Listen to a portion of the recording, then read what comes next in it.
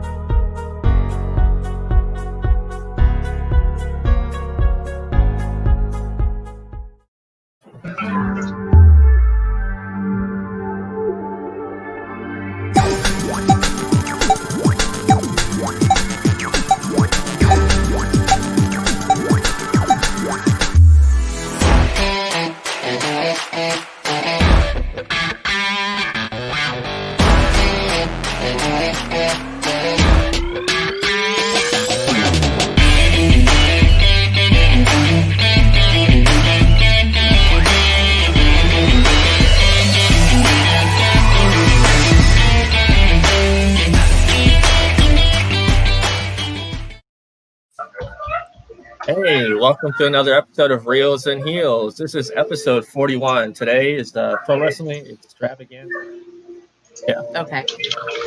Basically, everything pro wrestling. You know, we're talking about where wrestling started, where it came from, some of our best matches, favorite promos, etc. And I see a returning face, Mr. John B. Pyka. How you doing, brother? Hey, I am swinging solid on the 2 and 4. Can you dig that? I knew that you could. And of course, our lovely co-host Willow. Hey. Hey, Willow. It sounds like you're having a little bit of entertainment background there. Shoot. Yes. Yes, my husband's watching TV, so I will mute my mic. That's all right. So, John, welcome back. I'm glad that you're back here, and I'm digging Back of the Cereal Box. It's a really cool show. Well, thank you very much. This morning's show was epic, and we had a lot of fun. We're going to do that more often. We're having a lot of fun with that show, and every episode is a little bit different because we have different guests joining us and different kind of personalities, and it's been a lot of fun. What was the sugar cereals you guys were eating this morning? So this morning, I was eating the Star Wars Mandalorian cereal. I call them Mandalorios. DL Memphis called them Grogos. And she was eating Cocoa Pebbles. And I don't know what the other girls were eating. One of the girls was eating dry cereal with chopsticks, which I thought was awesome. But DL forgot to ask what they were eating. So I turned over the show this morning to DL. It was a great show. I loved it. And I just worked the controls in the background and popped in from time to time. But it was great. His show, Back of the Cereal Box, they eat, the sugary cereals that we used to love as kids and probably still do as adults, but probably shouldn't, cholesterol and all that stuff. But anyways. I have Cocoa Krispies right here. Yeah. And, I don't eat them every day. It's just, every Saturday. Yeah. And then you guys talk about, Saturday cartoons and the commercials and all the cool stuff that we used to enjoy. Yes. Yeah. The whole concept was, and there came a day, unlike any other day, when the question was asked, wouldn't it be cool if we could just get all of our best friends together in the living room, sit down with a big bowl of cereal, and talk about cartoons and geek pop culture stuff that we love? And the answer was a resounding yes. And hence, the Back of the Cereal podcast was born. It's the only podcast with 8 essential vitamins and minerals. And every Saturday morning, we open up the box and peek in what's inside. Awesome. Yeah, I think you'll get a kick out of that. I have to catch up. I work on Saturday morning, so I have to. Yes. It's amazing how none of us are neither of us are diabetic because of it. Yeah. I've been told by my doctor to cut down on the sugar. I blame Starbucks. Well, okay. I am type 2 diabetic, and sugar does not cause diabetes. No. It's caused by a hormone imbalance that affects the pancreas that prevents your pancreas from processing sugar properly. There's some huge breakthroughs in hormone replacement therapy right now that could eliminate type 2 diabetes within the decade. So not really cool. only is he a wrestling fan, a pop culture fan, a fellow podcaster, he is also Dr. John B. Pyka. No, just kidding. So have you seen these? This is the Chocolate Life cereal that just recently came out. It is pretty good. It looks like Shreddies, sorry, not Shreddies. Shredded wheat. Yeah, or Life. Chex. It's Life. So I've not tried the Chocolate Life. However, Cinnamon Life is one of my all-time favorite cereals. Oh. And so that's on my list. Is it good? Is it worthwhile? It is good. It's not too chocolatey. It's just enough. Okay. I love Cinnamon Toast Crunch. That is one of my favorites. And That is the single best breakfast cereal ever made. for some stupid reason, Canada hasn't had like the actual Cinnamon Toast Crunch that was shaped like the little toast for a while. It was like little squares. Yeah. And then they started selling it again. I'm like, finally. Speaking of selling, John, did you see that Post brought back Waffle Crisp? No. Yeah. They took it off the market 3 years ago, so 2018. And they just brought it back. And on their Instagram, they said, we saw your petitions, all three of them. And so there's like, you're welcome. And it says it's back. Well, No, I know we what have we're going to be traditions for eating cereal. next Saturday morning. Yeah, Waffle Crisp was so good. I actually haven't had it in, probably like closer to like 5 years. Yeah, I don't think I've had it since I was a kid. So What was your favorite? Go Sorry. ahead, Willow. Go ahead. What was your favorite toy that you got out of a cereal box? oh man. Okay, so this is gonna date me. I love the toys, but probably the coolest thing ever. It wasn't in the cereal box. It was literally attached on the back of the cereal box, and that was a 45 record. And and I don't even remember what was on it. I don't remember the music. It was kind of flimsy. It was actually on attached to cardboard, and you cut it out of the box, but you could play it on your record player. And I think Post cereals is the ones who did that. And all of them had different things on it. And that was my favorite thing to get out of or off of a cereal box. And strangely, You still have it? no, but I am working. You guys may or may not know, I am a singer. I've sung professionally in my career, and Carnegie Hall, Las Vegas, Broadway, the whole thing. And we are working on a project to record all of the great Saturday morning and after school TV show theme songs on vinyl. And we're going to package the vinyl in a cereal box with T-shirts, a toy, and probably like a custom mini cereal box. Is this going to Kickstarter or is it straight sale? So I don't know. I've never been successful with Kickstarter. I need to find someone who knows how to make Kickstarter campaigns successful. Well, something tells me that this project is made for Kickstarter. It probably is, but I'm not the one to run the Kickstarter campaign because I suck at it. I have a Patreon page, and it's just barely generating any monthly revenue. I'm good at getting people to be a part of a project, to contribute time and talent. I have never, ever, ever been able to get people to contribute money, sponsorships, advertisers. It's just, I don't know. It's like, I think it takes a certain personality to do that. And if I could find someone to help me launch a Kickstarter like that, I would jump on it. So I don't know how we're going to do it, but we're going to start working on it.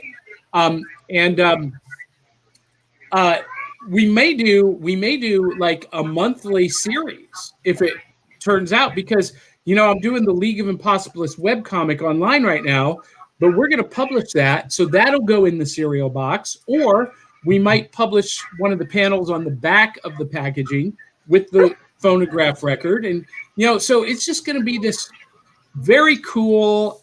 I'm really excited about it. Maybe we'll do like an edition that is magic themed with some easy to learn magic tricks, because I'm a magician and I've been doing that for 30 years. I don't know. We'll see. But that's my idea. We're going to start with the music.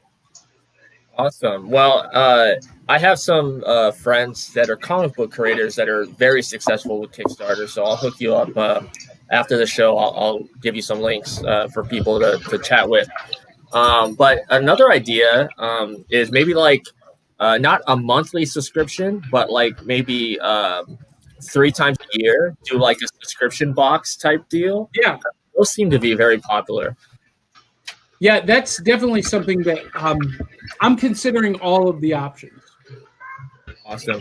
All right, so let's hop into some pro wrestling. And John, I know that you're a fan of wrestling up to a certain point. I mean, we're roughly around the same age. You may have a few years on me, but that's all right, brother. What was the whole thing about pro wrestling? Like, do you know why it started, where it started? Yeah. So, and I did a little bit of research with this, because wrestling in the pro wrestling style, what they call I forget the technical term for it, but it goes back all the way to Roman times. The catch a can is what they call it, and it's very similar in style to the amateur Greco-Roman wrestling, but it was more with the showmanship and whatnot. And up until the early 20th century, it was real. Pro wrestling was real. What they did was real. However, there was a wrestler, the world champion Frank Gotch, who basically lost a fixed match to Ed Lewis. And this was the first fixed or predetermined scripted wrestling match.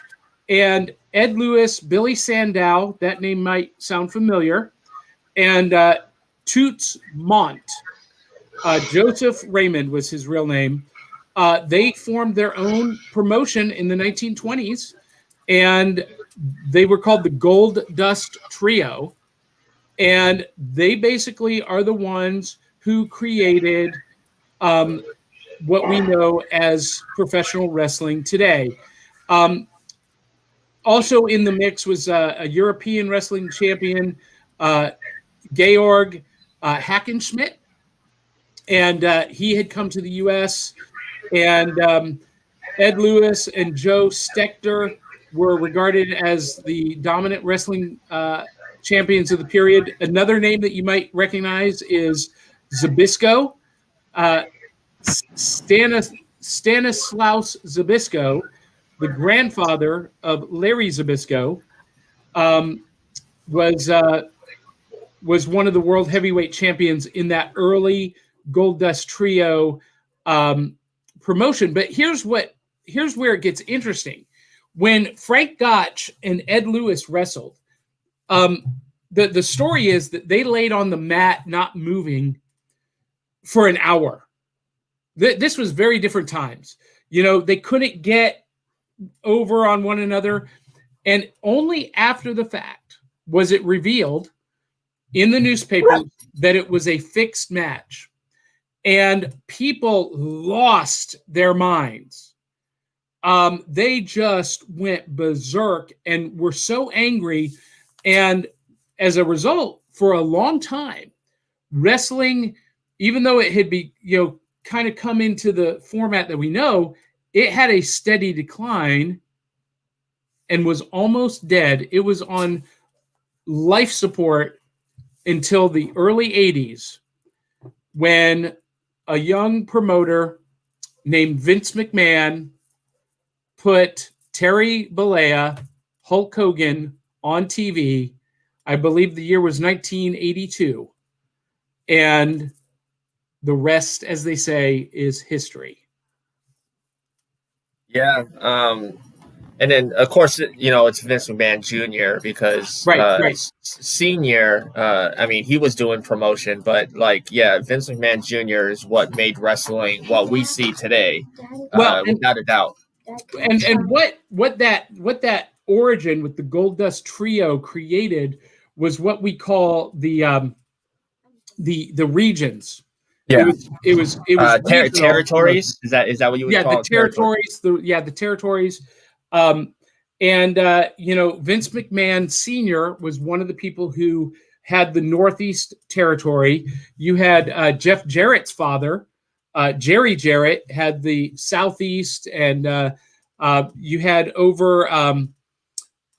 Vern Gagne, who had Memphis territory. And what happened was Vince McMahon Jr. started buying up these territorial promotions to form one umbrella organization. And once he was able to do that, he was able to put the product on TV. Now, pro wrestling had been on TV, but in a territorial format. You had NWA out of Atlanta, and you had AWA out of Memphis, and you had, what was it, USWF or USWA? Is that the one in Texas? I think so. Yeah, the Von Erich. Yeah, and so Vince McMahon Jr., the man we know as Vince McMahon, he started buying up these territorial promotions, starting with Vern Gagne's promotion, and one by one he created this umbrella organization. When all of the pieces were in place, he put Hulk Hogan in the midst of the Cold War against our enemy, the Iron Sheik from Iran, for the World Heavyweight Championship, Madison Square Garden, and it shook the pillars of the world. And that will lead to his 4-year run as champion, I believe. That's right. And just a few years later, we got Saturday night's main event, followed by WrestleMania 1 with Mr. T and Cyndi Lauper. And that started this whole new era of wrestlers as pop culture icons. And, there was a period of time where, and I think even still today, everyone knows Hulk Hogan, Randy Savage, Andre the Giant. They know Ric Flair, to a lesser degree Sting, but Piper, Roddy Piper. Roddy Piper, yeah. And that whole era spun off into a Saturday morning cartoon, Hulk Hogan's Rockin' Wrestling. And Wendy Richter became a household name as the women's champion. And it was truly, I believe, the golden age of professional wrestling that has not been seen since the end of the Monday Night Wars. I can see that. I understand. Today, it's not as I don't want to say popular because there are still a lot of fans, but there is something missing from the Monday Night Wars. Pretty much was, it's kind of its own thing. It's hard to describe. People were going back and forth. All the networks were watching USA and TNT, going, "What's going on?" Yeah, well, and the interesting thing about the Monday Night Wars is that wrestling had seen a decline again. I was in college I was just out of college when the Monday Night War started. I guess that was 96 when the NWO was formed. And again, shook the pillars of the earth. Hulk Hogan was responsible for 2 revolutions, 2 renaissances of pro wrestling. And just think about that for a minute. He doesn't get enough credit for what he did. He's dissed by a lot of fanboys because was he the greatest technical wrestler? No. But he not only did he. Well, the thing is, I didn't mean to interrupt, but no, go ahead. A lot of people that they don't look at Hulk Hogan prior to, like, as I put in quotations, Hulk Hogan. If you see a lot of his older matches, he actually did a few moves and stuff. But when he became the character of Hulk Hogan that we know, say your prayers, take your vitamins, like, it totally changed. Well, because it was necessitated. Hulk Hogan was not about technical wrestling. Hulk Hogan was about the personality and the fan experience. Everything he did changed pro wrestling in a way that nobody expected. He created a well thought out, well-defined character. He's the first one that had ring entrance music. Ric Flair didn't use ring entrance music until Hogan did. He was the first one to, with that character, revolutionize the art of the promo. Listen here, brother, and everybody since has followed his template, and some have done it better than others. Yep. I grew up and I became aware of wrestling around that time, where late 80s. And I remember, me and my sister, we were in our first foster home, and our foster dad would designate that one time in front of his TV, and we had to be quiet no matter what.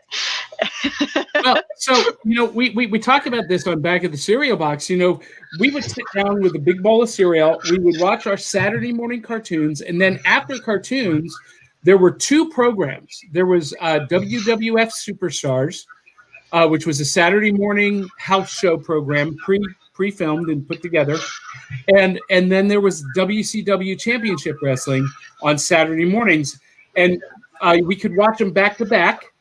And then you had Godzilla movies or Kung Fu movies, and that was my Saturday. And after the Godzilla movie, we hopped on the bike and went, riding around the neighborhood, or hopped in the pool. I grew up with a pool in my backyard, so in the summers, that was after the Kung Fu and Godzilla movies. Man, we were reenacting those movies in the pool.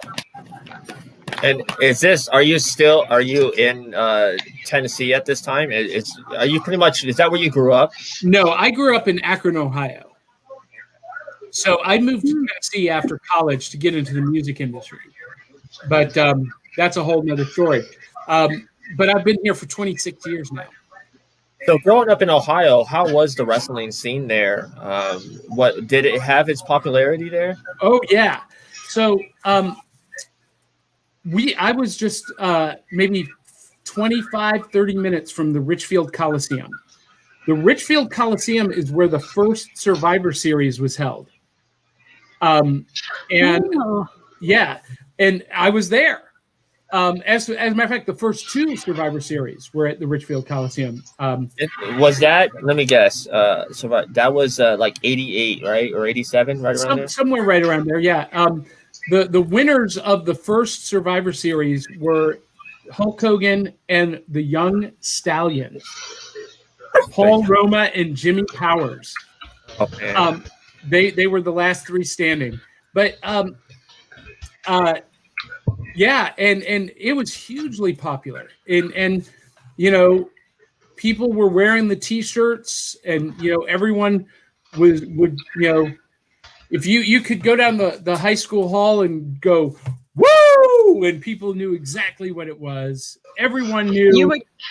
You would get like I've done that in my high school where I just shouted woo, and I had like whoever else was in the room saying that, and that, or you'd get like all the other wrestling fans, shouting out their whatever wrestling. Yeah. Ooh, yeah. Yeah, a lot of the stuff I got in high school was like the DX chop or the For Life. Yeah. And so that is a direct impact that Hulk Hogan had, because without the NWO, you wouldn't have DX. DX was a direct response to the NWO, and before that, wrestling had declined again. It was not popular. You were, one of the fringe weirdos that if you were into wrestling. But as soon as Hulk Hogan turned heel, it was cool to be a wrestling fan again. And to this day, when you see someone with an NWO T-shirt on, they know the touch. Bless you. They know For Life. They get the 4 horsemen symbol. They, people know the DX. Suck it. They get it. Yeah. Now that was huge in my high school too. That was everywhere. And it's funny that John talks about wrestling going up and down.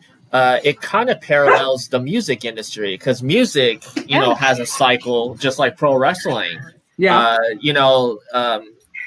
For a long time, the boy band thing was huge, and then like gangster rap was huge, and then like you just see pro wrestling and music are very similar. Well, and they've that was one of the things that Vince McMahon Jr. figured out, and that's why he created Hulk Hogan's Rock and Wrestling. That's why he brought in music superstars. Even to this day, you'll see music and sports superstars becoming involved with the WrestleMania, and he recognized that connection right away. Speaking of Vince McMahon, there's a lot of myths, about him as a person, especially when you hear a lot of stories. Like recently, Lita, Amy DeMoss, was on Twitch, and she had explained about the sex celebration she did with Edge, and how she didn't want to do it on Monday Night Raw. And even John Cena and Edge themselves went to Vince and said, "Hey, we shouldn't do this." And I must say kudos to Edge and Cena for siding with Lita, saying it was kind of too far. But at that time, well, I guess in the entertainment industry, sex has always sold. I mean, whether it be music, movies, TV, books, whatever.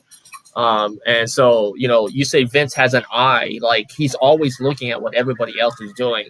And Lita says this is what she said. I mean, if it's true, it's true. I mean, there's only people that know or the people that are involved. But she said she was going to be fired if she didn't do that celebration. That's 100% true. So here's the thing about Vince McMahon. Vince McMahon is not an imitator. He's an innovator. He never does what everybody else is doing. He always looks to what they're not doing and tries to create his own thing, capitalize on trends that only he sees. But more than that, Vince McMahon is one of those characters, kind of like Lando Calrissian in Solo, when he said, "Everything you've heard about me is true." That's Vince McMahon. Everything you've heard about him is true. And he knows it. He doesn't care. And I love that about him, whether you love him or hate him, because fans are divided on McMahon. The one thing that you cannot debate is the dude knows what he's doing. He knows what he wants, and he knows how to get it. And he doesn't care what anybody else thinks. And I really respect him for that. Yeah. Well, Lillian Garcia has a podcast called Chasing Glory. Uh-huh. And I mean, she brings on not just wrestlers, but singers, athletes, actors, whatever, and they talk about their life. Well, on a recent episode, she talked, from last year, she talked to Braun Strowman, who opened up about almost ending his life because of what was going on. And he said that he talked to McMahon, and McMahon came to him as a father figure, and they talked backstage. He didn't go into specifics on what they were said, that was between them, but he did say that, he doesn't like that a lot of people say so many negative things about Vince McMahon. He's like, I know who Vince McMahon is, and I know what kind of person he is, and he's a good person. So you hear all these stories. But there are a lot of wrestlers that say that Vince McMahon really is a genuinely nice guy. So to hear Amy DeMoss talk about that she's going to be fired if she doesn't do this, I mean, it's just interesting. Well, you got to divide Vince McMahon into two personas. He's the businessman Vince, and he's the friend Vince, and they don't always meet up in the same place.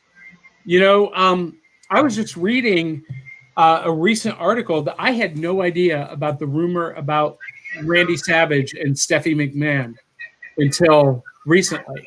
Do you know about this, Brian?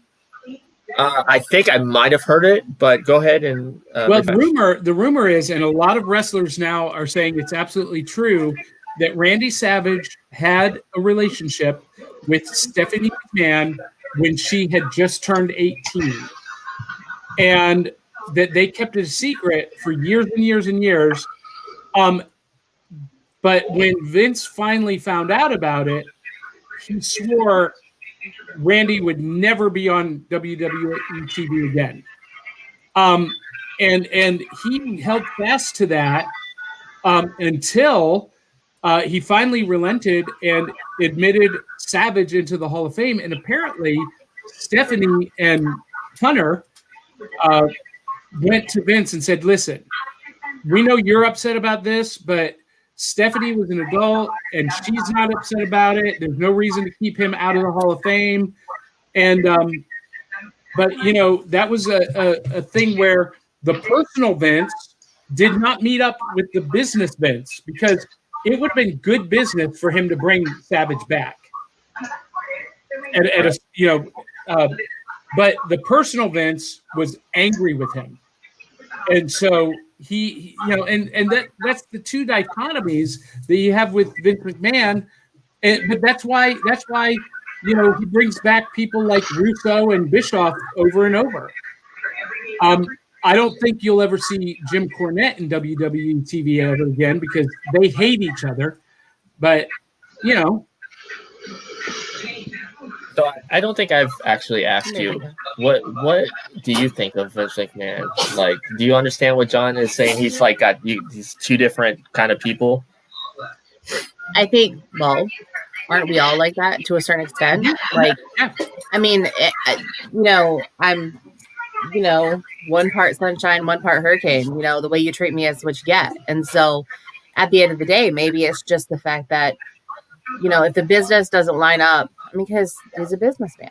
And if it doesn't line up, he's going to do what he needs to do for the business, as opposed to, mincing, you never mix business and pleasure. So, you keep your friends, you keep everybody kind of where they need to be. If that makes sense. It's like being a teacher in a classroom.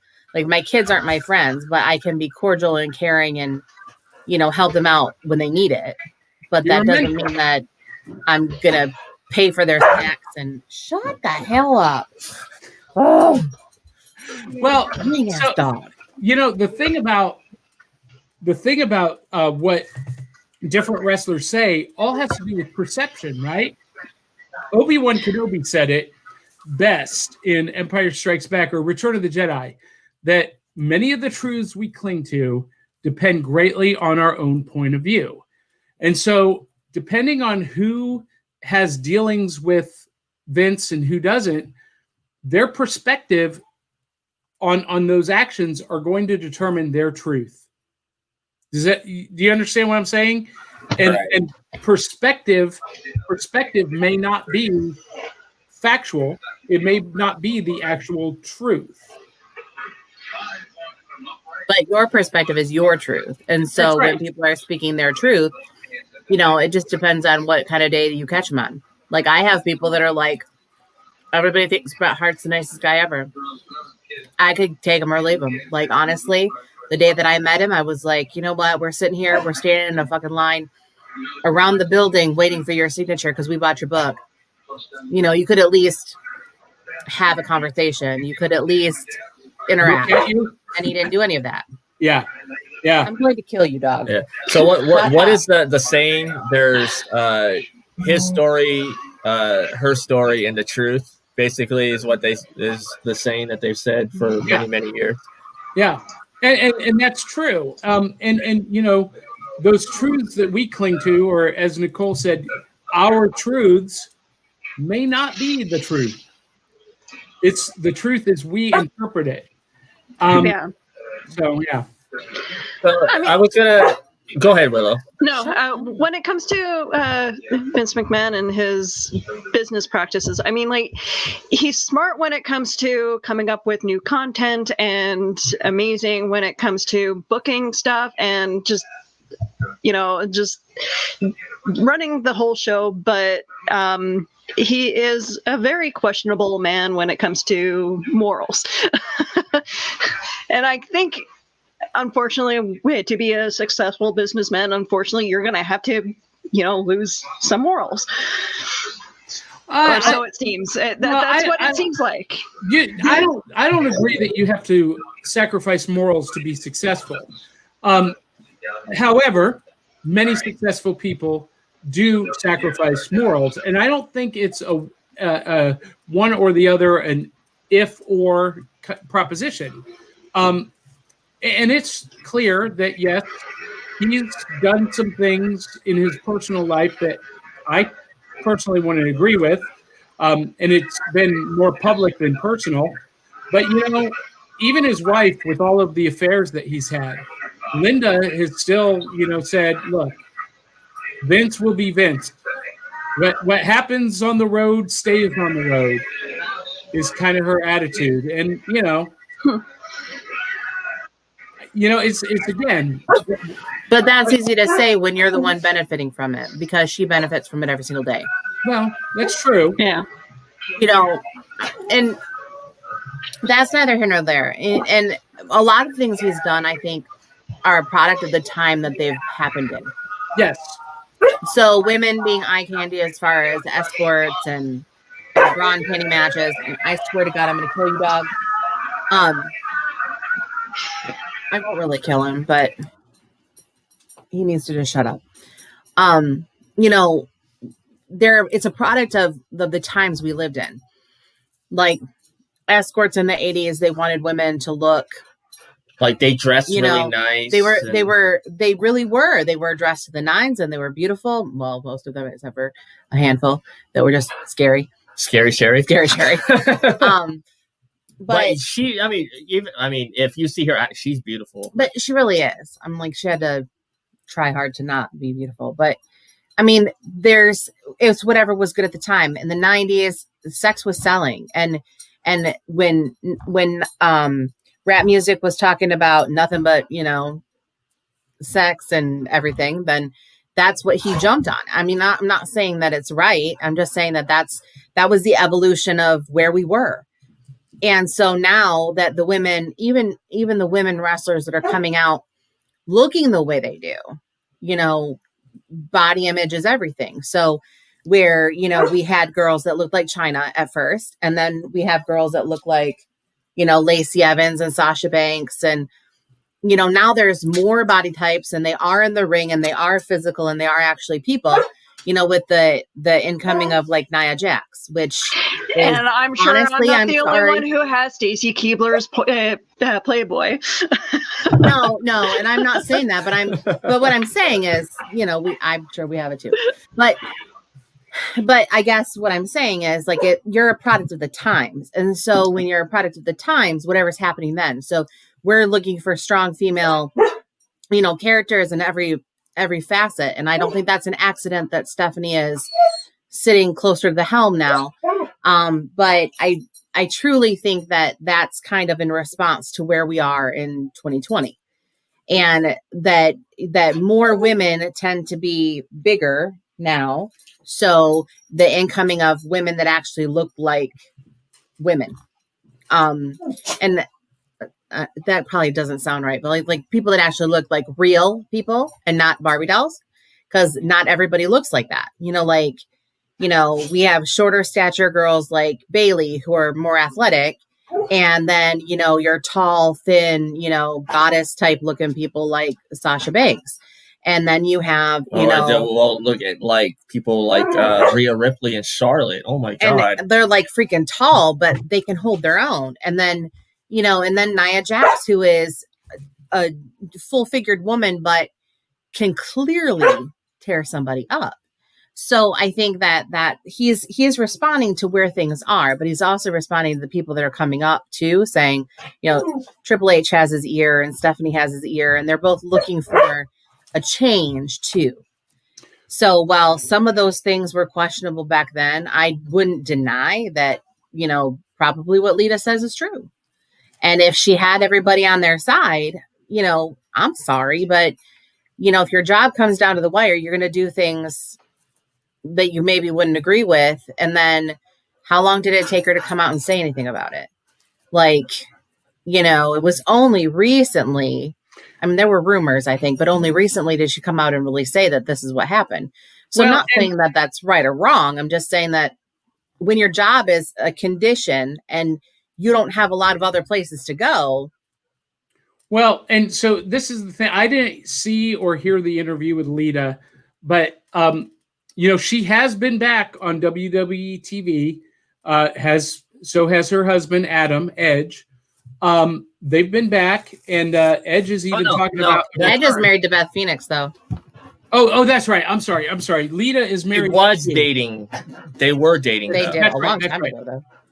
I'm sorry. I forgot that he had married Beth Phoenix, but I didn't hear the interview. Was she negative, or was it just this is what happened, like kind of a matter of fact? Well, she's a gamer, so she was on Twitch on her Twitch gaming thing, and I guess someone had asked about that segment, and so she went into a story about it.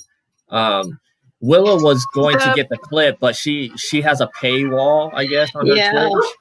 You have to be a paid subscriber if you want to watch some of her older videos, and unfortunately, and looking it up on any other news agencies, it's like they just reference the comment and that's it. They don't actually go into any details. So playing devil's advocate, I don't know. I can't go by what other news agencies say about it without knowing what she actually said. Yeah.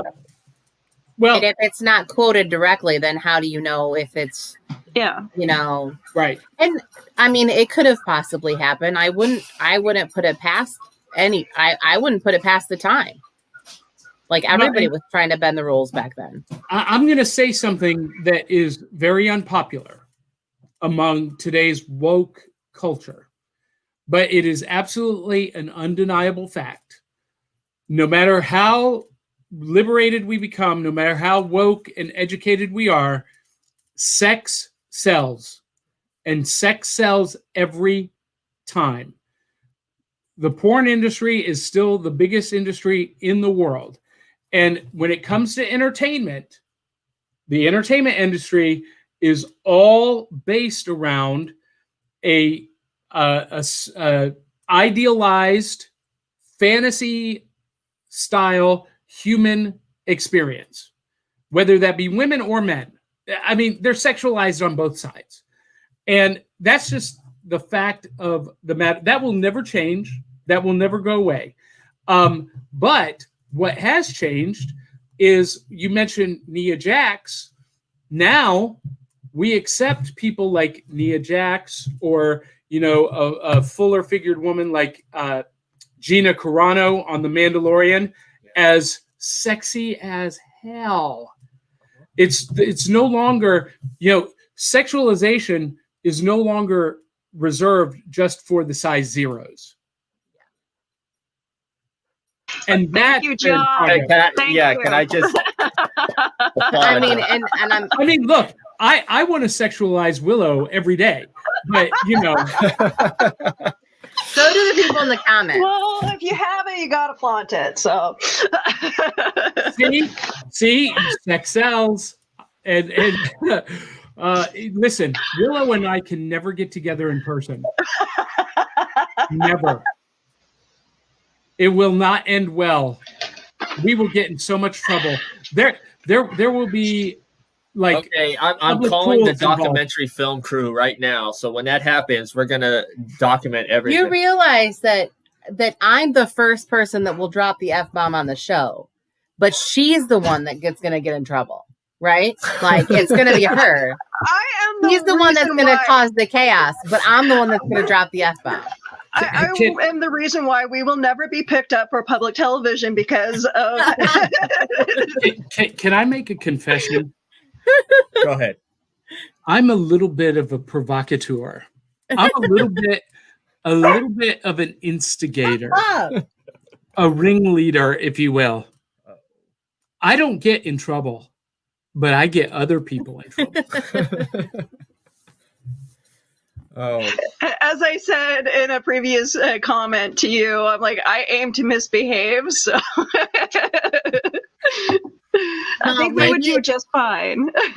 You know, the nature of my job too doesn't really allow me to do that as much, like, because I'm held to this standard above all, you know, some sort of crazy sainthood kind of bullshit. Listen, but my motto is, it doesn't matter what you do or how much trouble you get into, as long as you have a great story afterwards. A story that you're going to tell at parties 10, 20 years later. So, you know, getting arrested for skinny dipping in the public fountain. I got to hear that story. I'm looking at you, Willow. Oh, my God. See, I'm sure that I'm a way more straight-laced than most people on this show. However, I'm the most boring person you'll ever meet. But, you know, like really like in general, like I'm like a closet freak, I guess, because I don't do it on the show. Like I'm very careful about what I say. But anyways. Yeah. Speaking of stories, as we look at the long history of wrestling, what are some of your favorite stories, like story arcs? And we'll start with you, John. Jake the Snake Roberts' introduction to the WWF and his feud with Ricky the Dragon Steamboat. One of the best, most impactful heels and heel debuts ever. And at that time, he came from Georgia, right? Georgia wrestling. Mm-hmm. Yeah, and nobody nationwide, mainstream knew who Jake the Snake Roberts was, and he drops Ricky the Dragon Steamboat on his head with a DDT on the apron before the match starts, and all of a sudden, you know, one of our heroic icons is taken out in an instant.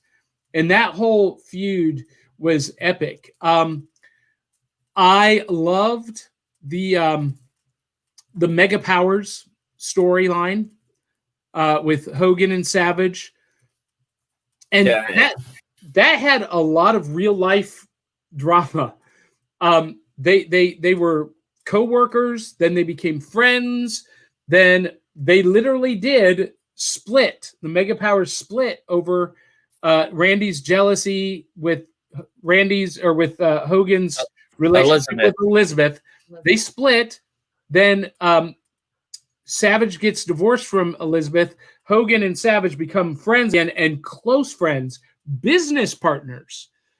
And then no one's really sure, because the stories I read don't say the same thing, and Savage kind of never really went into a lot of detail, but something happened that they split, and Savage hated Hogan for years until just before he died, they apparently had a coming together, a reconciliation. But that whole story, I'm going to call that whole arc from the formation of their feud before the formation of the Mega Powers, which I saw when I was a kid. Their first feud, they came to Richfield Coliseum, and my dad was friends with Cowboy Bob Orton, Randy Orton's dad. Yeah. And so we would get backstage passes all the time. And it was during their first feud. I'm backstage, and it's before the show, and Hogan and Savage are sitting down, and Randy Savage has a notebook, and they're going through the match, verbally and on paper. Savage was the first guy who scripted his matches from beginning to end. And so they're studying the match. And so that was my first introduction to the Mega Powers, their first feud, their formation, their split, their reconciliation in the NWO, and then their ultimate split again. That entire arc is probably my favorite story in all of pro wrestling. Nice. And then if you had one more, we'll give you your top three. If you had one more, what was your third one?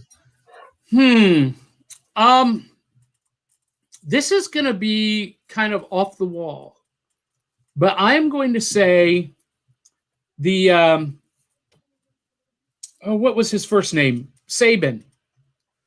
Chris Sabin. Chris Sabin winning the it wasn't WCW then, it was TNA World Heavyweight Championship. That changed a lot because that was before Bryan Daniel. That showed people that a cruiserweight could hold the heavyweight strap. And there was no guy who worked harder and deserved the heavyweight strap more than Chris Sabin at that time. And Chris Sabin, he is an excellent in-ring performer. And I think because he's wrestled in Mexico, and I know he was in New Japan for a while. I think he may still be in New Japan, I think. Well, so I'm gonna say this, and this is gonna be controversial with a lot of wrestling fans. I'm going to say that Chris Sabin is responsible for the current quality of women's wrestling in pro wrestling today. Do you know why? No, why, John? Chris Sabin was dating who was it? Velvet Sky and he was dating Velvet Sky, part of the Beautiful People. And Velvet Sky started training with him. And her ability, her in-ring performance skyrocketed. And she was outshining Angelina Love. Angelina Love got on the program, and they're training with Sabin and Shelley daily. And they just keep getting better and better and better. And TNA Wrestling raised the bar for women's wrestling through those two, and all of the other women stepped it up. And, all of a sudden people are tuning in to see the women wrestling over the men. And that got Vince's attention. And all of a sudden, now women aren't just a novelty like micro wrestlers. They can be superstars in their own right. And so he started investing a lot of time and money into elevating women's wrestling. And it took him a lot longer than TNA. I mean, TNA dominated women's wrestling for 5-6 years. And it's only been, I think, in the last maybe 3 or 4 years that WWE has caught up. And now we have performers like Sasha Banks and Charlotte Flair and, Naomi. Man, she was a monster in the ring. Yeah. So Chris Sabin, I'm going to say, is responsible for the quality of women's wrestling today. Yeah, I like that. We'll have to discuss that more in the future. Willow, what about you? You know what? I'm very much with John on the whole, Hulk Hogan and the whole Miss Elizabeth and the feud with even Scary Sherry. That I remember that like clear as a bell in my head, and even though it was like late 80s, early 90s, well, it was more late 80s than anything. But I don't know, for some reason, maybe the whole Scary Sherry thing just stuck in my head because of that crazy makeup. But I wanted to be, that was like my dream of becoming a woman's wrestling well, I wanted to be a wrestler when I was a kid, but then I'm like, well, I'm trying to do all the stunts in my own room on my bed. I'm just like realizing I'm not going to be able to do any of that. But yeah, I think it was the whole costuming thing, the makeup, and the whole flashiness of the wrestling world that really made me want to become a wrestler. But for some reason that storyline stays in my head. And the fight between Miss Elizabeth and Hulk Hogan, and just, I don't know, just something about that. It will always, I will always remember that. And of course, like the storylines of Triple H when he came back after his knee surgery, him trying to come back and become the top man. So I don't know. That's it for me. What was the question? Since I've gotten up 15 times for children and dogs and favorite story arcs in wrestling. I was late to the party. Like I didn't watch in the 80s because I didn't have cable. I know you came in during, but I came in like during the Attitude Era, and I was always flabbergasted at the fact that Vince could get involved so much in people's lives. So the drive-through wedding with Triple H and Stephanie and Test was some of my, like, it was just, you're just like, what the fuck are they doing? Like, you just couldn't understand what was happening. It was like, is this like real or is this messed up or whatever? And then of course you find out that actually Test had nothing to do with it. And it was just, that was part of the show, but really, Stephanie and Triple H were, so it was always funny how you could bring in people's lives into it and it be like something that people wanted to watch. It was like a soap opera where people it absolutely is. Yeah, pro wrestling is always been described as a soap opera for men, but more, it is our contemporary mythology. Yep. Those characters are Greek gods and goddesses and heroes, and that's who they are for us today. And I agree. And I always loved like the guys on the mic. Like every time somebody could spit fire. And as much as I know, like everybody's like, well, CM Punk was the greatest pipe bomb ever, blah, blah, blah. I mean, I appreciate CM Punk and I do. But guys like, The Rock and Chris Jericho and John Cena were scripting their shit way before. Like, and even DX, like some of their shenanigans were just over the top, hilarious. So you were just waiting for, the crazy to ensue, basically. And that's always what I loved about the Attitude Era, is that there was always something that was going to push the boundaries of what was okay to say or do. So I am going to give you a challenge, Nicole.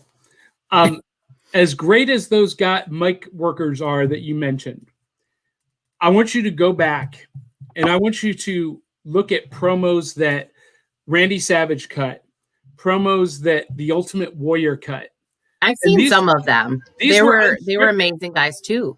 Unscripted, but then on the mic, the color commentary guys, Jesse Ventura, Bobby the Brain Heenan, and Gorilla Monsoon, Jesse Ventura is maybe the most underrated mic guy ever. And that dude, he improvised one of my favorite lines ever in the history of wrestling. Saturday night's main event. Uncle Elmer and Miss Vicky got married on Saturday night's main event, and it was officiated by the genius Lanny Poffo. Which is Randy Savage's brother. Yeah, he had just become that character. And the music was done by Tiny Tim. Tiptoe through the tulips. Oh my God. But they declare Elmer and Vicky man and wife, and they go in to kiss. And on the commentary, Jesse Ventura says, "Oh my God, it looks like two carp going for the same piece of corn in a river." That's brilliant. Absolute brilliance. Okay, well then, because I wasn't going back that far because I wasn't as big a fan back then. We have to turn on the network and watch that. But I do remember some of his commentary, and he is, oh my gosh. And Ryan, that was a pretty damn good impersonation. If I say that was pretty good, yes. Yeah. He has one of my favorite lines from any movie too, in Predator, when Carl Weathers comes over to him and says, "Hey man, you're bleeding." He's like, "I ain't got time to bleed." Or what about even before that, when they're in the helicopter and Shane Black's character is talking about I don't want to say the word on here, but he's talking about, yeah, it's as big as a house. You remember that scene? Yeah. Yeah, and talking about a part on a woman. He's telling a joke. He's like, yeah, it's as big as a house. He's talking about his wife or a girlfriend or something like that. Yeah. So you're saying that if she jumped out of an airplane, it would sound like this.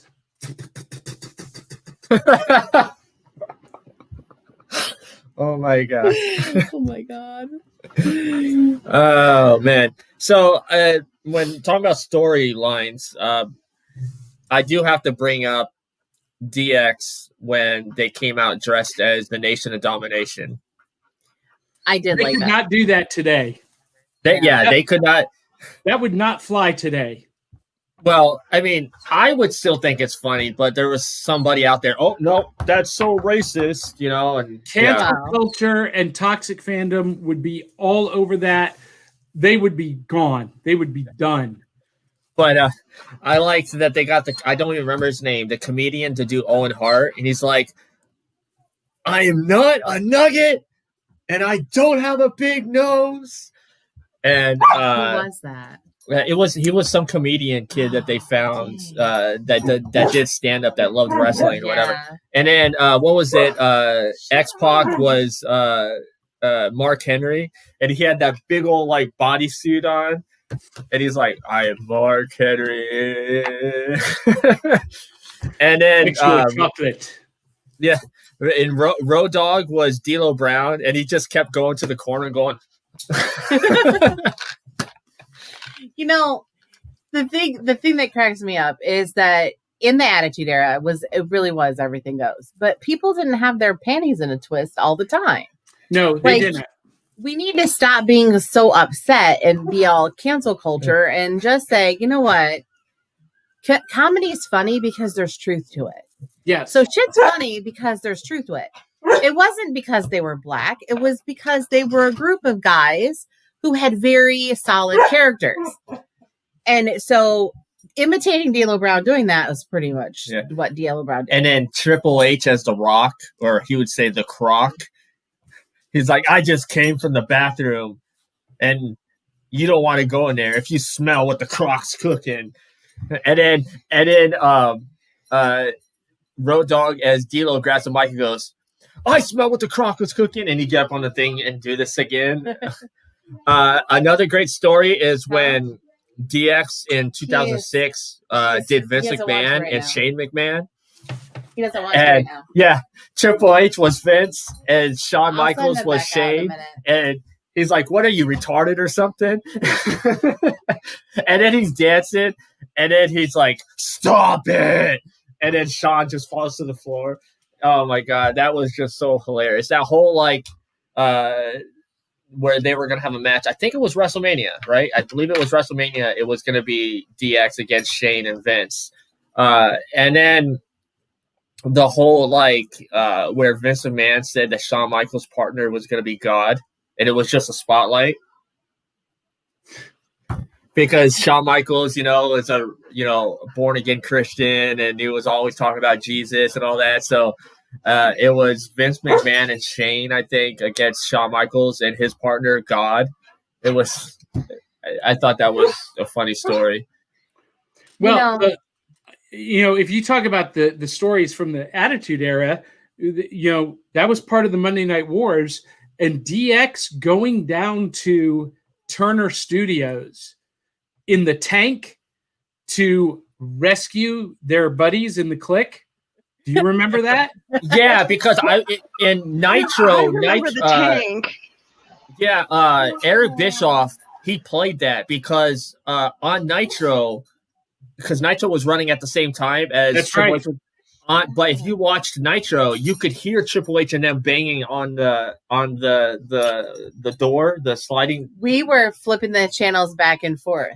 So, like, when my boyfriend at the time and I, we were flipping the channels back and forth because we couldn't watch both at the same time. So we'd flip from one to the other, and we'd flip back, and we were like, "Do you hear that?" It was hilarious. Because Raw at the time, it was live, but like every other week or so, like they would have a live Raw, and then they would have like a live Raw the next week. But this week, both events, Nitro and Raw, were like they were really close. Like I forgot what city it was, but they were like within 20 minutes of each other. Well, and what I loved was WCW exposed the fraud of WWE in such a huge way when Rick Rude appears as the newest member of the NWO on WCW Nitro the same night he's on Raw with DX. Yeah, and then they made the joke. They're like, that how can you be in the same place at once or something like that? Yeah. Yeah. And then also Eric Bischoff, which I still to this day, I mean, I guess it was genius for the business, but it was disrespect to the industry when he gave away that Mick Foley, Mankind, was winning the WWE championship. Well, that backfired on him in a big, big way. He did that to just, basically say, hey, there's no need for you guys to go watch that because it's already been taped and Foley's winning the championship. When he said that, 60 million people clicked over to Raw to watch it. Wow. It was a huge blunder. Yeah, in the industry, though, and the thing is, Bischoff never came from the industry. Like, he was a businessman before Turner hired him to run WCW. But Vince, grew up in the business. So, like, when Bischoff did that in the industry, that's a big no-no. Well, but people forget, before Turner hired Bischoff to run WCW, he was working for Titan Entertainment. He was working for Vince. He was one of the script writers. He was one of the show bookers. And so he had all of this inside knowledge, but he wasn't Bischoff yet. And it was going over to Turner that he became who he was. So we were talking about stories. Now let's talk about some of our favorite promos. What is like when you look, because there's a lot of lists out there, you can go on YouTube and look up the best promos, and most of them have a certain promo, the same promo as number one. What is the best promo of wrestling? like of all time? That's a really tough question. Yeah, that is a tough question for me. I'm going to give it to, and this is going to be, I don't know what people have voted the best promo. I've never looked at that. But I will tell you that now, today, the promos I enjoy watching the most are the Ultimate Warriors promos. Because the dude was just on another planet.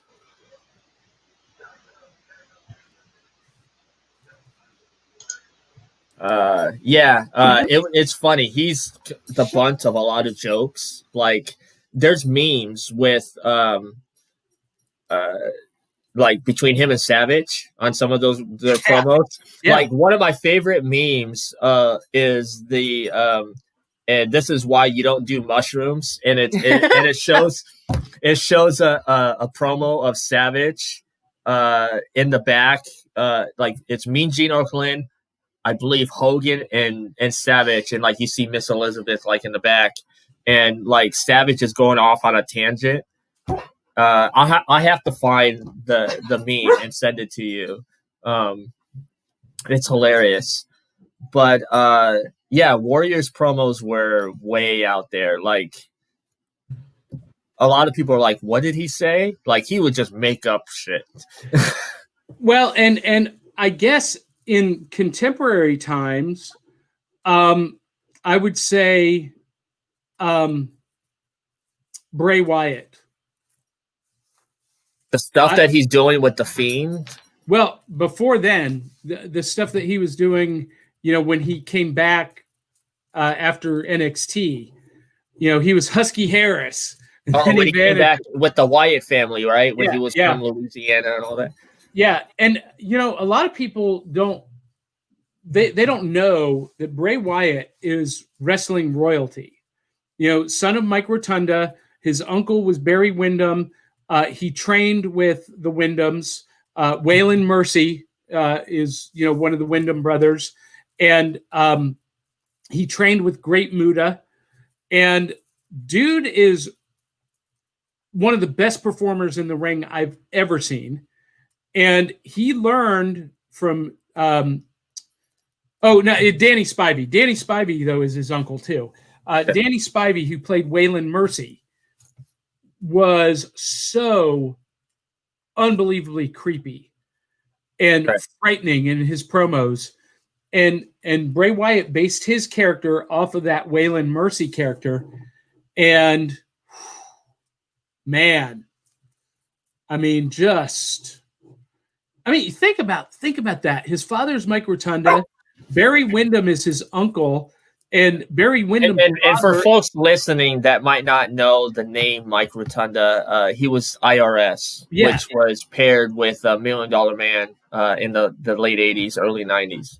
But before he was IRS, he and Windham were the tag team champions. One of the best teams, maybe the most underrated teams ever. Wyndham's dad was Blackjack Mulligan. And this lineage he had, it's kind of like the lineage that The Rock has. Yeah. I was going to say, isn't Bradshaw's kind of involved too, right?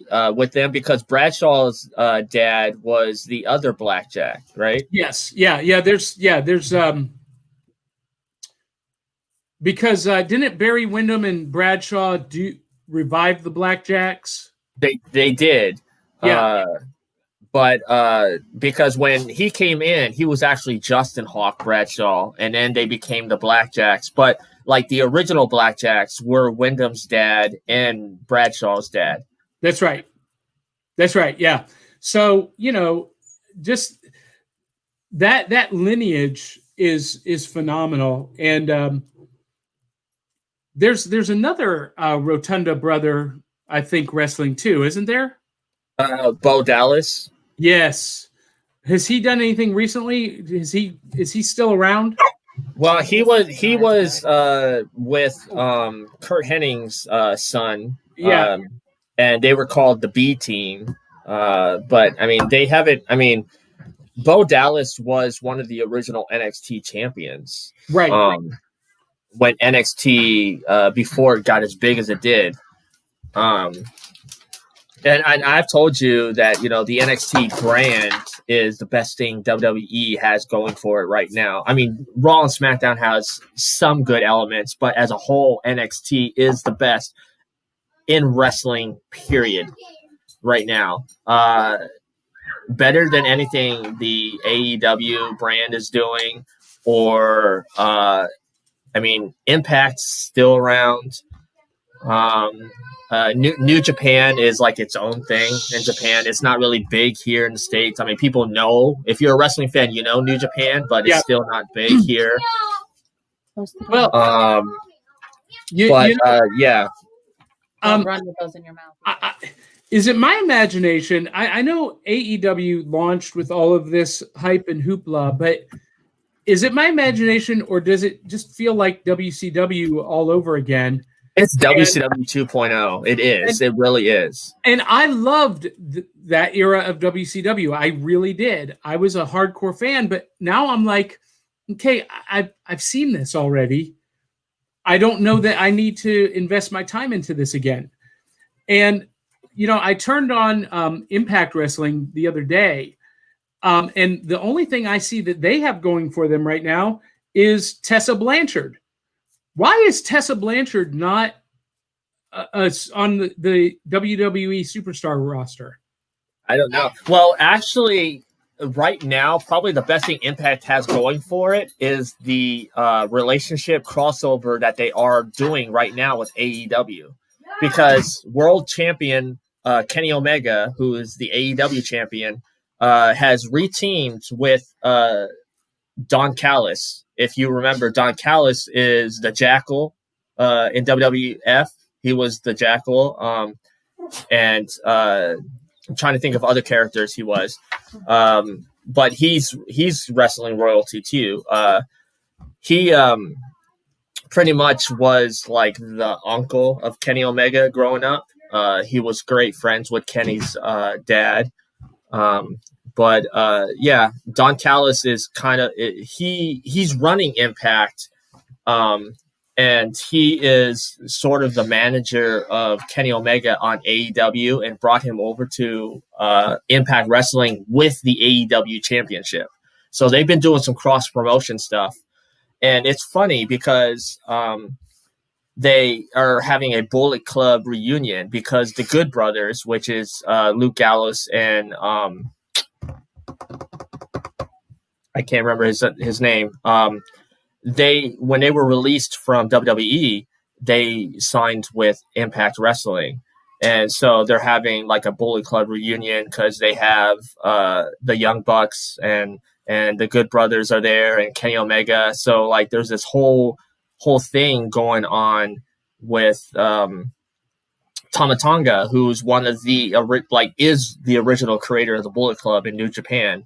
And he basically says nobody gives an F about Impact. And he quoted Triple H from a few years ago when Triple H had said that he was open to doing the territory thing again, because Vince hasn't done that in a while, like years. But Triple H sees what wrestling is doing, and he's open to working with other companies. So Tama Tonga's like, we're here in Japan, and we would love to work with you, Hunter, Vince. If you see this, give us a call. Because Tama Tonga is royalty too. I believe he's actually part of the Rock's family. Well, I mean, that was the whole thing with WCW and New Japan Wrestling. They were tight, with NWO Japan and Masahiro Masahiro Chono. Yeah, Masahiro Chono and Muda coming over here, and that was an exciting thing that was going on. That's how we got Scott Norton in the NWO and WCW, because he was a monster in New Japan Wrestling. Yeah. Willow, I don't know. Can you bring up that link to Tama Tonga talking about WWE? Yeah, absolutely. Or at least a quote of it? Because he just said it, I believe, like last week. Or it could have been this week, actually. Because I was looking at wrestling, as they call them, dirt sheets, which a lot of the times they're just clickbait stuff. But like, there's a few that I do follow. I don't know if you follow any of the wrestling dirt sheets. I don't. There is one legit one that I do follow, Ryan Satin, who is the Pro Wrestling Sheet. He's the only one that I actually trust because he really loves doing what he talks about. So he's not one of these just like clickbait type sites. But yeah, I would love to see WWE and New Japan do something together. I'd just love to see WWE work with another company. I believe it could be done. Yeah. And this brings me to my question here is, Vince comes from a different world of wrestling than what Triple H comes from. Here we go. And can you read that, Willow, what it says there?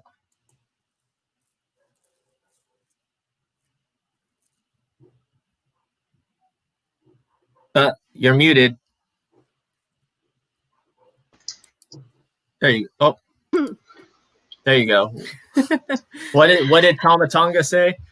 Ain't nobody give a fuck about Impact. Sorry, folks. I got no problems with WWE, no problems Hunter, Vince McMahon, anybody. We're open for business. You come take care of me and my people. I'm talking about BC and New Japan. Let's do business. I have no beef with y'all like other cats building a company just to rival you. Now, for New Japan, we've been here. We have no problems. Our gates are wide open. Let's do business. WWE, what's good? That's cool. That's like Tomatonga has been with New Japan like from the beginning of his career. I mean, he's done some stuff with Ring of Honor, but he bleeds New Japan Pro Wrestling, and the style of wrestling that they do over there is much different here.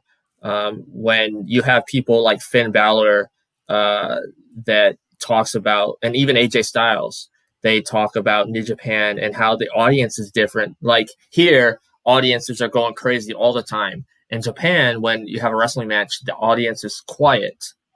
And then at the end of the match, or when something cool is done, they'll clap. Because the Japan culture is like, it's a show of respect. Yeah, so at the end of a wrestling match, the audience will stand up and cheer. So, well, their silence is a show of respect that they're paying attention and watching.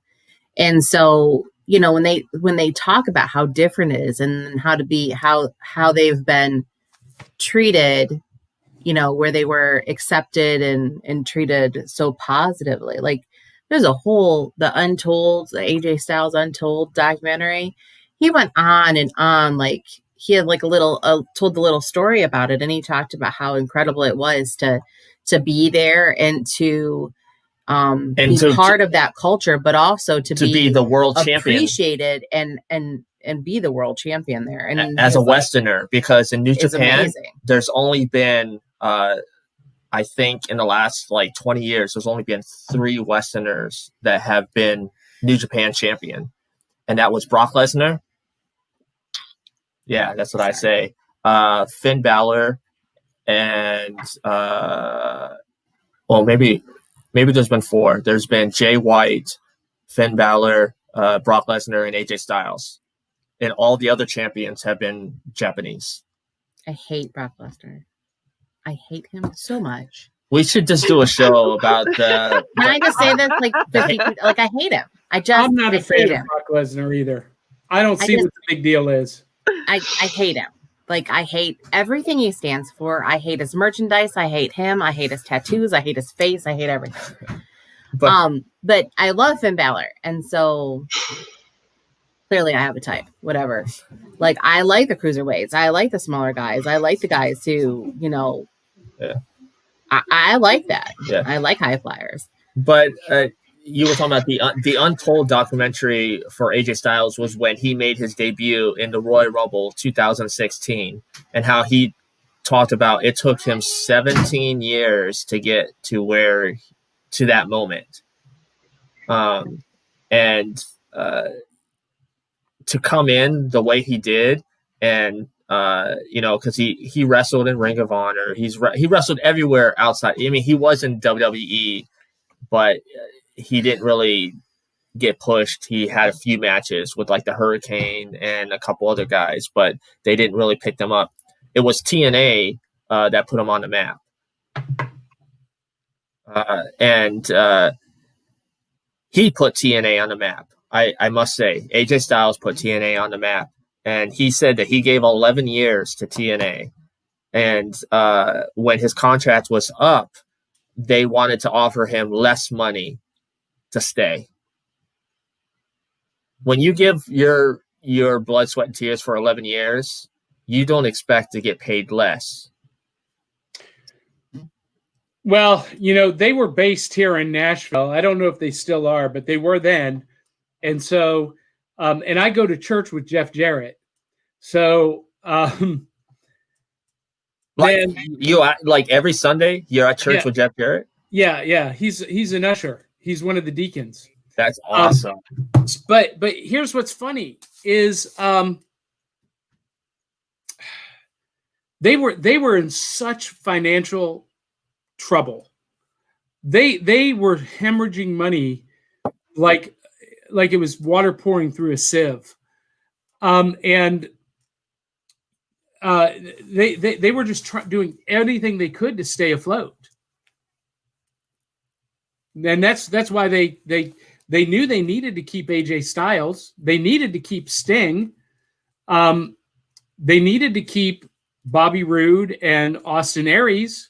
And Samoa Joe. But they couldn't afford them anymore. They just couldn't afford them.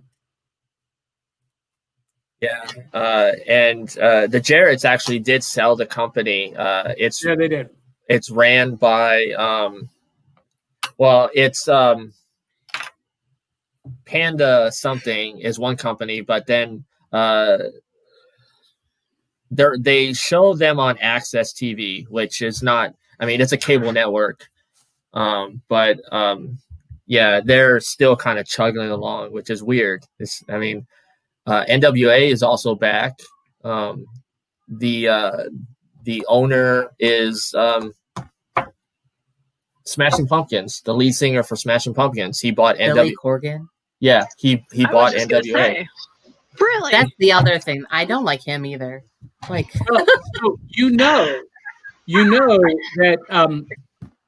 So I guess it's almost been 10 years ago now. I was doing a show for comicspriceguide.com called Tales from the Geek. And the very first Walker Stalker Con was held in Atlanta. And we had a booth there. And beside us was Jake the Snake Roberts. I'm sitting here. Jake the Snake Roberts is 2 feet from me. And so we got to have some pretty cool conversations. And this was right after he had finished DDP's program. He looked amazing. And he and Adam Levine of Maroon 5. Yeah, from Maroon 5 had a deal together to buy TNA Impact Wrestling. It was this close to happening. So close they had actually even announced it in business magazines. I don't know what happened with the deal, but Jake was convinced that he could take that promotion and stomp McMahon into the ground. Never happened, though. I mean, I wouldn't have doubted. I think if you're a fan and you pay attention, that you could outwit the king. But at the end of the day, you got to make sure you get it off the ground, I guess. Because I don't question it. Like, there have been so many times when WWE has been so low that anything could have, trumped it. I really think that it really could have knocked a lot of him, knocked him down a peg or two. I feel like WWE right now is at a low. Not the lowest that they've been, but I feel like that They are at a low, and they're doing some things right. The whole Thunderdome concept was brilliant. Reducing overhead, no touring, keeping the show going. Other sports franchises needed to model that and duplicate it. Unfortunately, they didn't. Well, AEW, they're since they're owned by the Khan family, which owns the Jacksonville Jaguars, they are based there at the stadium in Jacksonville. And that's where they do their show. They did kind of the same thing. Yeah, but they were the first pro wrestling to allow fans in. So they have fans at Dynamite every Wednesday. But I think it's only like 10,000 or whatever, but it's still fans. Yeah. Well, they needed it because I watched one of their shows with no fans, and it was the weirdest thing. Chris Jericho was fighting someone, and it was dead silent, and I was just like, pump in crowd noise or something. But I mean, I love Chris Jericho. Don't get me wrong, but I can't get get behind it. Like Brian tells me you should watch it, and I'm like, I mean, they have great talent. That's the thing. They have great talent. They have great matches. It's just they're not WCW all over again. Yeah. So here's a good question. I was just about to bring that up. John, what do you think here? If you were a booker, what would the 3 things you would change?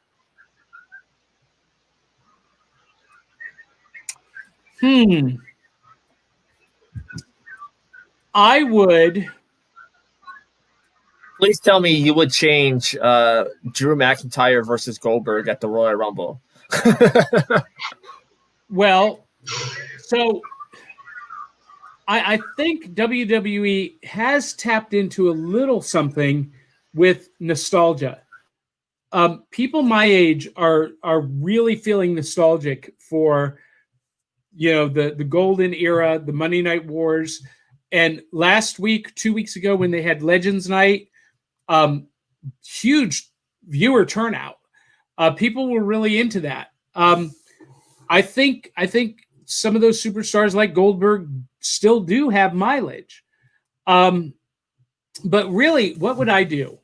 Okay, so I would focus on long form storylines again. So many stories start and are just dropped.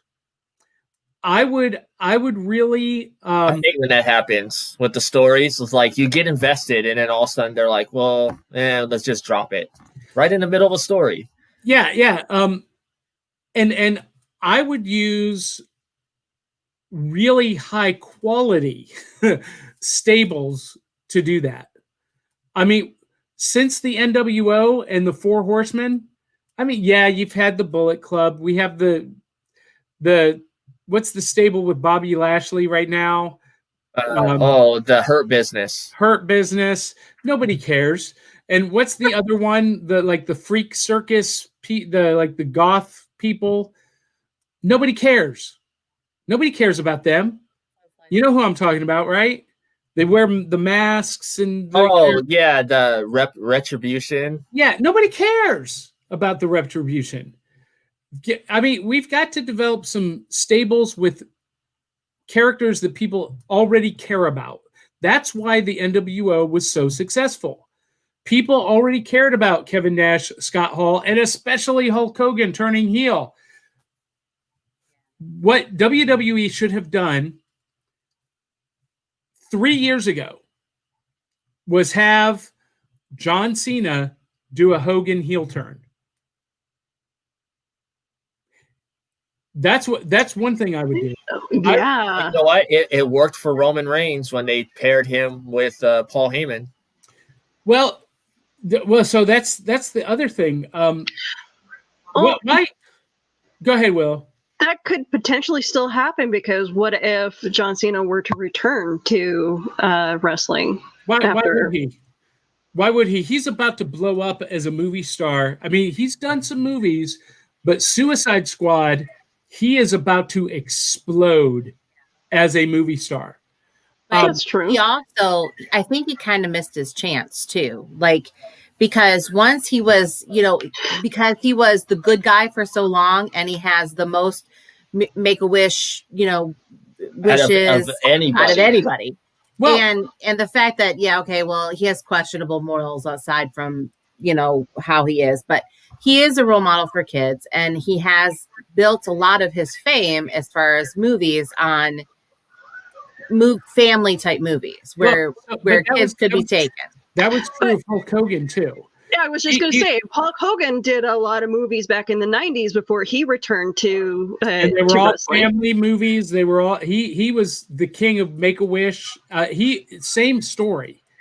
I'm just thinking that why would John Cena at this point come back when he could have that light? Yeah, no, he's not coming back. I was just saying, wouldn't age? I mean, he's not old, but wouldn't his age kind of like his? I think he's trying to phase out of wrestling. He is, and he's been injured a lot over the last few years. I mean, he's transitioning into Hollywood action stardom, and he's going to blow up as the Peacekeeper in Suicide Squad. He even has his own TV show coming to HBO Max. Yeah, it's going to be huge. His appearance as that character in Suicide Squad is going to make Suicide Squad a blockbuster. It's going to as soon as they hired James Gunn, that was going to be a blockbuster. Look what he did with Guardians of the Galaxy. Nobody knew. I mean, if you were not a comic book fan, you're like, Guardians of the Galaxy, what the hell is that? And if you're a comic book fan, why the hell are they doing Guardians of the Galaxy? So. But here's the number one thing that I would do in wrestling, and this is primarily with WWE. I hate the brand divisions. I hate that you have two Universal Champions. Universal Champion should be one person. I hate that there are Raw and SmackDown Tag Team Champions. Now, I can live with U.S. Champion, Intercontinental Champion. I can live with a Cruiserweight Champion if you have one. But there should only be one World Heavyweight Universal Champion, one Tag Team Champions. First of all, one Women's Champion. That's it. The other thing I would do is I would push women's wrestling a lot harder than they are. They've gotten really good, but they can go up another step. And especially with the way Sasha Banks has come into pop culture status with The Mandalorian, and WWE is not capitalizing on that the way they need to be. I don't think. And by the way, PWI just named her the wrestler of 2020. Pro Wrestling Illustrated? Yeah. Nice. And she was my pick for Wrestling Superstar of 2022 because of that pop culture icon type status that she's achieving. That's what I would do. Here's my question. Do you like the whole story arcs of wrestling, or would you rather just them be wrestlers and not try to, act in front of the camera with their cheesy storylines? Yes. I like the in-ring rivalry storylines. And that was part of the golden age of the WWF, talking about that Jake the Snake versus Ricky the Dragon Steamboat versus Savage. Those rivalries, those storylines, the Hogan Savage Mega Power storylines, those were in-ring stories. They sprinkled a little bit of out of the ring drama, but I remember there was this storyline they did with Randy Orton and I want to say Stone Cold Steve Austin, where Steve Austin like did a home invasion and held a gun to Randy's wife's head. I'm like, no. That was you know what I'm talking about though. The gun thing, that was when Steve Austin went to Brian Pillman's house. Okay. Yeah, Brian Pillman. Yeah. So there was no way that story happens in real life and people come back to wrestle the next week. So, and everybody knows it. So if you're not going to have a true dramatic episodic show, which there's probably room for a sitcom about pro wrestling, but nobody buys that. Nobody cares about that. They want to see the storyline played out physically in the ring. Like the Tommaso Ciampa, Johnny Gargano. Oh man, saga. that was more in ring. Like it did bleed out a little bit into their personal lives, but at least it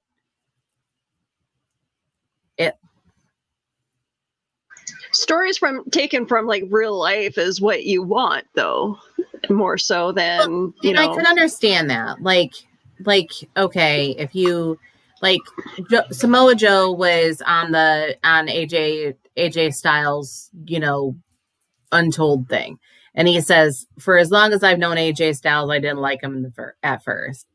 And that right there is kind of like something that could breed that kind of like competition, that storyline. And I'm okay with that. It's when things get really weird, like I wasn't really a fan of the RKO on Beth Phoenix. I wasn't really, that stuff doesn't need to be, I'm not okay with that really, but I would rather have like the in-ring stuff is like to be the best and to, that stuff like that. Yeah. I can get it, but what is it with Randy Orton doing RKOs on women? Beth Phoenix, Stephanie McMahon, Alexa Bliss. What the hell? Okay. Yeah, that's the thing that drove me nuts was when they started doing storylines with Kane and involving his personal life of, him, the murder, or him blaming that he murdered a woman in a car accident. That should not have been put out there at all. That's stupid. Now, look, I like some of the characters' backstory that has been done with some characters. Like the Bray Wyatt backstory, that was intriguing. That was good. That was compelling. But it doesn't work for every character. So stop trying to make it work. Well, and I also like the fact that for 30 years in a career that Undertaker's persona was Undertaker's persona, and his personal life wasn't part of, like you heard about it, and some things would leak out, like he isn't married to Sarah anymore, and the tattoos removed, and the blah blah blah. Now he's married to Michelle McCool or whatever. Who cares? Some of those things leak out, but really his life, himself was separate from that persona, that larger than life character he played in the ring. And I think part of that mistake is kind of what propelled him for 30 years. Exactly how I feel. When they started when they took Kane's mask off and they started trying to humanize him, and I miss the days where Kane had a mask, he was monstrous, and he didn't talk. And now he's mayor of Knoxville, right? Yeah. Yep. This is the Kane I miss.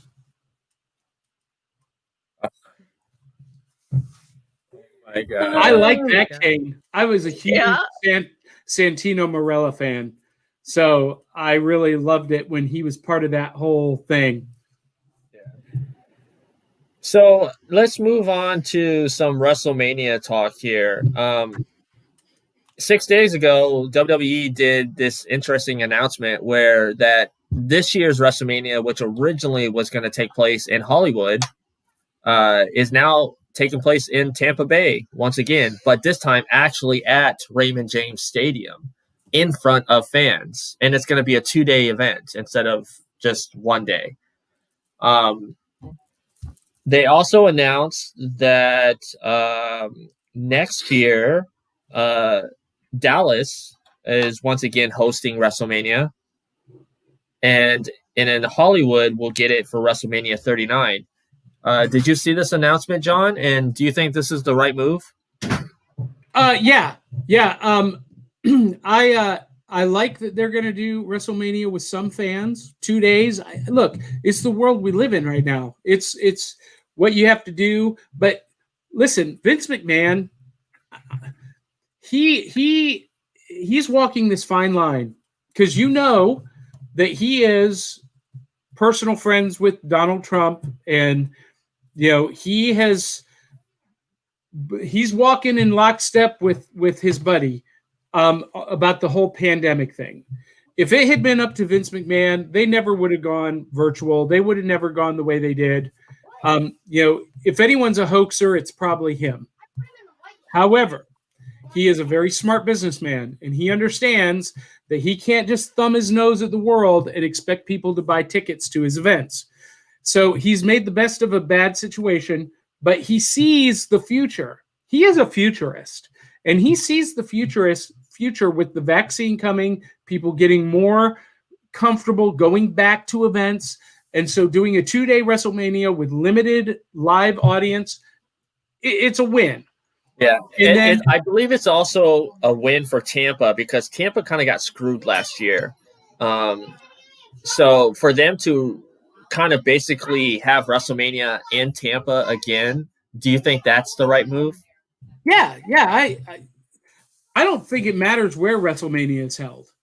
I think it matters that they're holding it with a live audience. Now, what would have been really epic is for them, to come back with a full-on live audience in 2022, to return to the Pontiac Silverdome. That would have been epic. But you know what? They see the future. They see that they're going to be able to do a full-on event again in 2022. Let's announce it. Let's start getting energy excited for it. And I think it's great.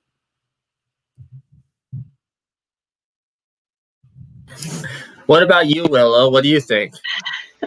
You know what? I think that's actually good for Florida, actually. I know you guys have been struggling a lot with the COVID thing down there. So it'll be nice to get some form of tourist attraction back. I'm excited to. I might actually tune in this time. I haven't watched WrestleMania in several years, so I'm excited. Look, the only thing that can get me excited about WrestleMania is if they do what I think they should do. Nobody can listen. I know Roman Reigns is starting to get over. Nobody cares about Roman Reigns. Nobody cares about Drew McIntyre. The stars that they need to have headline the main event at WrestleMania. Is anyone ready for this? This is going to shock you, Brian. Willow's going to be excited about this. Charlotte Flair versus Sasha Banks to unify the title. Yes, absolutely. That's absolutely your main event. Yeah, that's your WrestleMania main event. Nice. It'd be nice to have the women headline WrestleMania once again, because I think Becky Lynch, Charlotte Flair, and Ronda Rousey. That was a great match. Yeah. Yeah. I don't know if they are. And because it was Ronda Rousey, everyone was tuning in, and we got Sasha Banks. Mercedes Varnado, who is, made huge waves in pop culture. Think about this. What if she convinces Gina Carano to step back into a ring? And what if we got Sasha Banks and Gina Carano versus Charlotte Flair and Ronda Rousey. That's a guaranteed moneymaker. That would be an interesting match. I like I the would way love you to think. see that. I agree that there needs to be some women headlining WrestleMania. I'm not a huge fan of either one of them. I think there's other talent that are equally successful and equally good.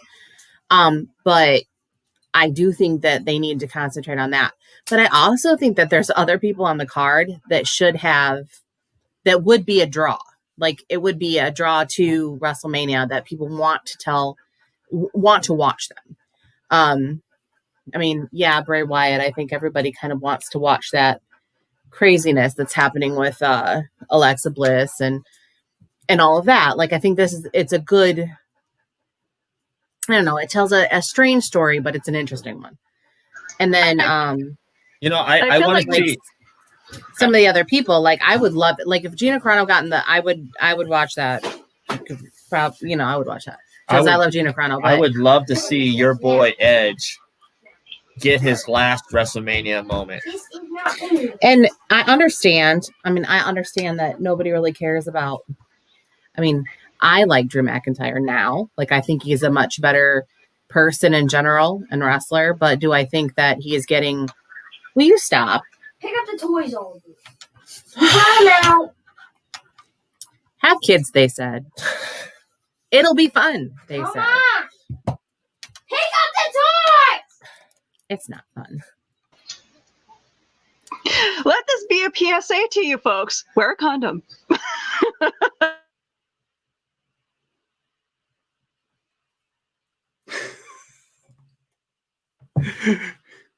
Control. What better PSA than that? Yeah, so the road to WrestleMania actually begins 1 week from tomorrow at the Royal Rumble, which is my favorite pay-per-view out of all of them. Actually, I like the Royal Rumble more than WrestleMania just because of that one match. You never know who's going to be in it. There's always a surprise. But I used to like Survivor Series, but I so fulged out 100,000 times.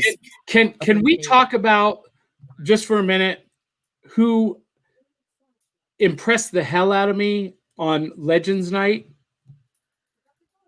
Sure. Tatanka. That dude looks like he is in the best shape of his life. I'll have to go back and watch it because I didn't watch it. I would love to see him back in the Royal Rumble. I think there's quite a few people that, for That would be nostalgia's cool. sake, you'd want to Yeah. see them again. Do you guys? Oh man. Because Tatanka was one of those guys that he was never going to be a world champion, I don't think. But he was he's a a good fairly mid-carder. good mid-card wrestler that had a he draw. was an Intercontinental champion, and he had a good run. But you know what I would love to see? You guys probably don't remember this. Back in the day, ECW, Terry Funk, approaching 60 years old, making a run for the ECW World Heavyweight Championship, winning it, and saying, I'm going to do this my way. I would love to see that type of return of just a hardcore, badass, extreme type personality at the Royal Rumble. Tommy Dreamer? Interesting. Speaking of Tommy Dreamer, because I've never told this story, but when we were at Access In Las Vegas. in Las Vegas, he had a table with Melina, and they were doing signing and photos. He was the nicest guy, and Melina was the nicest female superstar at that time that I'd ever met, which really she was probably one of the only ones I'd ever met. And they were so awesome with the kids, and they spent time talking to us, and I was like, That's what I love about WWE is the fact that you can go see those people and you can, basically reach out and touch them. Like you're sitting at a table with them, hanging out with them. So I gotta head out, but I want to leave you guys with this story because you just said it, touch them. So maybe 3 or 4 years ago, Wizard World, Nashville. Terry Runnels was a guest, signing guest. And I am dressed in full Big Daddy Cool attire, the zoot suit, fedora. I was styling, profiling. Wheeling and dealing. Yeah, I was, man.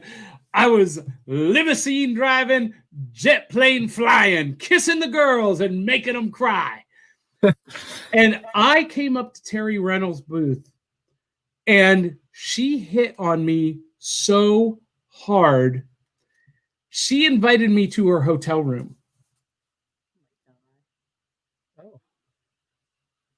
I didn't go, but I mean, come on. And Interesting stories.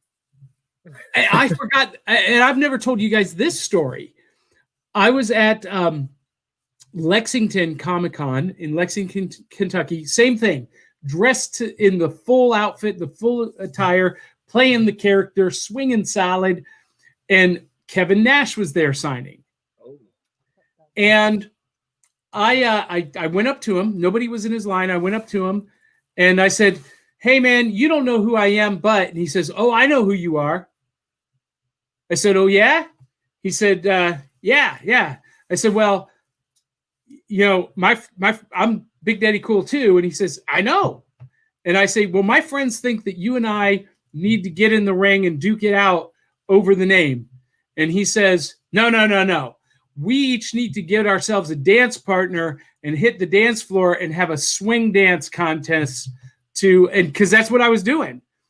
Turns out Kevin Nash was a fan of mine. I was blown away. That is great. And that's a great story to end our episode on. Oh, man. So, John, thank you for joining us. Where can people find you on the interwebs? The best place is just my website, johnpyka.com, JOHNPYKA.com. And that has links to all of the things. My Back of the Cereal Box podcast, the Diesel Punk podcast, my books, my webcomic with the League of Impossibilists, and coming soon, a calendar with upcoming appearances because cons are coming back slowly but surely. And whenever the world reopens and we get to Nashville, we have to do a ghost tour with you. Yeah, absolutely. Yes. Absolutely. Awesome. I have been dying. Willow, what about you? What do you have going on? I think you have something special going on tomorrow, right? All right. So Willow's Pillow Talk returns tomorrow evening, 7 p.m. Eastern, 6 p.m. Central. I have the Rising Tide Network, broadcasting network, showing up on my show tomorrow. So you'll see Ted Davies, Brian K. Morris, Carl Winsman. Wow. Is it Amy Hale? Amy Hale's going to be on too, right? Hale's part of that too. Yes. So yeah, tune in. Not safe for work. Oh, definitely not. No. Yeah. So we'll turn our speakers all the way up. You will see. Will be at work. Who cares? You will hear some rather interesting stories. I'm excited for that. And we're just, you know what? Guaranteeing there's going to be some flirting. I can't, Ted Davies, I'm a huge fan of, so yes. Can't wait to chat with them. Yes, and we know. If anybody shows up in the Brian K. Morris's never mind them furthermore show on YouTube, there's just a lot of R-rated conversations. Some of us go to work, and so we don't watch it because some of us are at work. We try very hard to see what Brian will bring up on the screen from us. I always miss it and I don't ever get to watch it, but it's always fun to hear about it later on. You can watch it in reruns. Yes. Yeah, well, that's between the second job and then the full-time extra 24-hour job of my children, which you have seen today. All right. Well, thank you for joining us, everyone. And please follow John B. Pyka in all of his adventures. And Back in the Cereal Box every Saturday at 8 a.m. Central. Be there or be square, as they say, right? It's I'll be watching the reruns of that, too, because that's too early, too. Yeah. Time to ring the bell, as they say.